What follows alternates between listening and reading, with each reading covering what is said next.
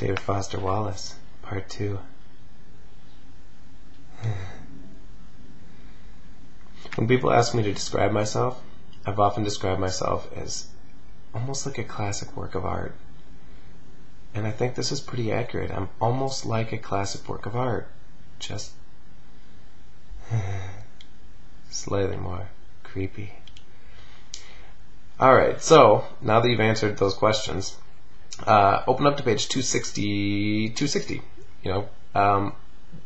This is where he kind of starts to analyze why people enjoy this cruise line so much. And on that first full paragraph, it says, all the mega lines offer the same basic product. The product is not a service or a set of services. It's not even so much a good time, though it quickly becomes clear that one of the big jobs of the cruise director and his staff is to keep reassuring everyone that everyone's having a good time. Have you ever been at one of those places, whether it's like a restaurant or a party or something like that, and whoever's running it keeps yelling, does everyone having a good time? And then everyone says, yeah! It's more like a feeling, but it's also a bona fide product. It's supposed to be produced in you, this feeling. A blend of relaxation and stimulation, stressless indulgence and frantic tourism, that special mix of servility and condescension that's marketed under configurations of the verb to pamper. Now, he says, the word pamper shows up a lot over and over in these brochures. The verb positively studs the Megaline various brochures. As you've never been pampered before, to pamper yourself in our jacuzzis and saunas. Let us pamper you. Pamper yourself in the warm zephyrs of the Bahamas. The fact that contemporary adult Americans also tend to associate the word pamper with a certain other consumer product is not an accident, I don't think. And the connotation is not lost on the mass market megalines and their advertisers. There's good reason for them to iterate the word and to stress it. So clearly, this is a bit of foreshadowing in terms of one of the conclusions he's going to come to with this.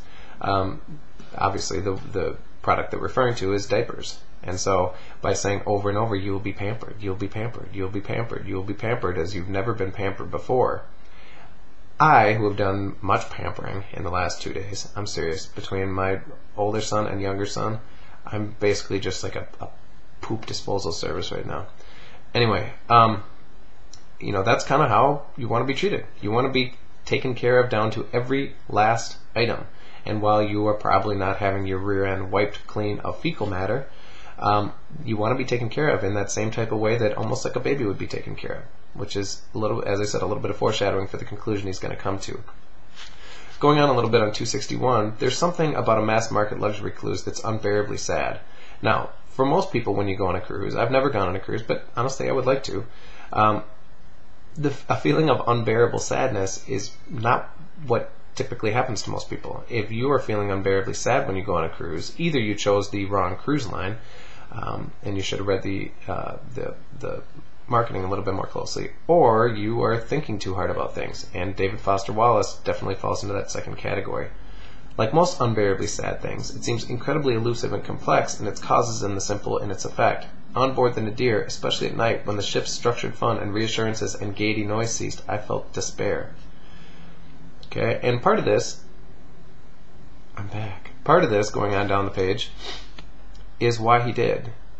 And if you've ever been to the ocean can cause despair in you. And for those of you who read Life of Pi back in 10th grade, there's a scene in it where, the main character, whose name I'm spacing out on, but I haven't read it in a couple years. Anyway, he's laying, he's stuck in the ocean, and it's particularly at nighttime. And you think about how far down the ocean goes below you, and just the infinite space above you, it would be a horrifically terrifying thing. I mean, you couldn't, especially if there weren't any stars or it was cloudy out, you wouldn't see anything. It would just be infinite black above you and almost infinite black beneath you. So he goes on and says on 261, I, who have never been before this, I had never before this cruise actually been on an ocean, have always associated the ocean with dread and death. He likes to memorize shark attack fatalities, which gives you a little bit of information about him. And then on 262, this is also reminded me of Life of Pi. In school, I ended up writing 3 different papers where the cabin boy Pip, 3 different papers on the castaway section of Moby Dick, where the cabin boy Pip it falls overboard and is driven mad by the empty immensity of what he finds himself floating in. And when I teach the high school now, I always teach Crane's horrific The Open Boat, and I get bent out of shape when the kids find the story dull or jaunty adventurish. I want them to feel the same marrow-level dread of the oceanic that I've always felt, the intuition of the sea as the primordial nada, bottomless, depths inhabited by cackling, tooth-studded things rising toward you at a rate a feather falls. Okay, so that's thing number one. Just the ocean itself can be kind of a terrifying, dreadful type of thing. One of the questions I have you look at on page 263 is, who does Wallace feel these cruise ships appeal to the most? And he says, I don't think it's an accident that the 7 NC luxury cruises appeal mostly to older people. I don't mean decrepitly old, but I mean more like age 50-plus people, for whom their own mortality is something more than an abstraction. Okay, and I may have mentioned this before in class, but up to this point in your life, all the aging you've done has been positive, for the most part anyway. Otherwise you would still be wearing a diaper. You would still be being pampered. And so, but it's not going to be too many years before the aging you do isn't necessarily positive. You find, if you're an athlete, you find yourself losing a step, or you wake up and you're a little more sore the next day. Or if you're like me in college, your hair starts to fall out, and you find yourself needing to stick your face into the face of the Mona Lisa just to get some hair on top of your head. But people who are 50 plus, mortality is more than just an abstraction. You can start to see what happens when you get older. And he says those are the people that these cruise ships appeal to the most. And he said, the ocean basically is one enormous set of decay. Like it just, the salt water and the corrosive nature of the water just destroys boats. But he said, these cruise ships are perfectly white because people are constantly working to keep them painted, to keep them up to date, to keep them current and well taken care of. Okay. Going on bottom of 263, here's the thing. A vacation is a respite from unpleasantness. And since consciousness of death and decay are unpleasant, it might seem weird that Americans' ultimate fantasy vacation involves being plucked down into an enormous primordial engine of death and decay. But on the 7 NC luxury cruise, we are skillfully enabled in the construction of various fantasies of triumph over just this death and decay. Okay, so we get, by going on this cruise ship, which is sitting in this bath of decay, which would just tear the boat apart, basically, and eat it clean if people weren't working so hard to keep it up to date. These are the ways that these cruise ships, and kind of he uses the cruise ship as basically a metaphor for people and the lives of people. Our lives are constantly decaying as we get older. Each day, you get a little bit closer to not being around anymore.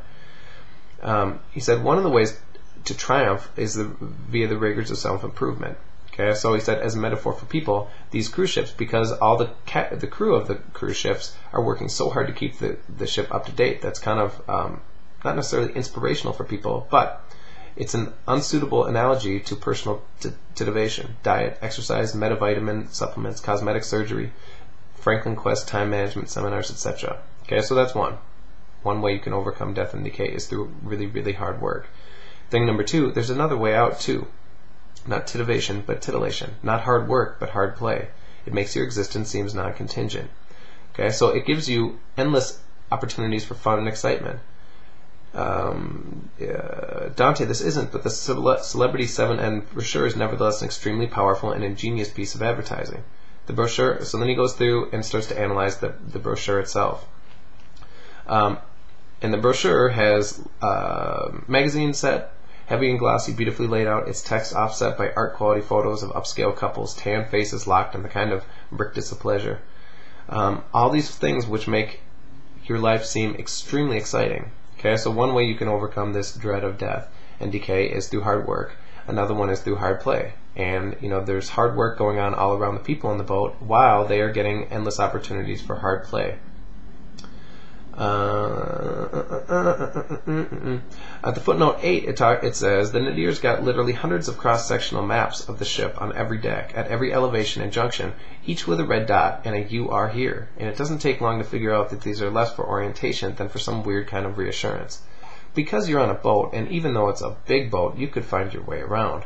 But it's got endless maps that say "you are here." And Wallace kind of takes this ironically, thinking that not only you are here at this particular place on the boat, but you are here on the boat.